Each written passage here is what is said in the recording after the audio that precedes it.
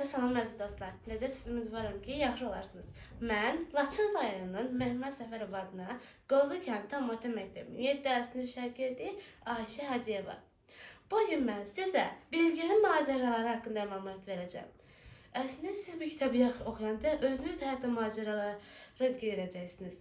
Mən bu kitabı oxudum və bildim ki, hətta özümü necə desəm, Səyyah Bilgenin yazdığı bu Bilgenin macəraları haqqında da mən özümdə Bilge macəraları ilə birlikdə, yəni mən də Bilgenlə birlikdə də mən macəraların içində idim və mən bunu oxuyanda bildim ki, Kəlbəcərdə sürmənin dağları və ya sürmənin vətən sevgisi ilə bağlı məlumat verir. Həm də ki, Bilge çox yaxşı biridir və mən də sizə onu tövsiyə edirəm. Ən bəyəndiyim hissə Bilgenin sürmənin nə tapmağa, yəni Kəlbəcərdə sürməni axtarmağa yola çıxmasıydı. Çünki özünə söz vermişdi ki, mən bir gün gedib Kəlbəcərə özüm sürməni özüm tapacağam və bunu sizə tövsiyə edirəm. Özünüz də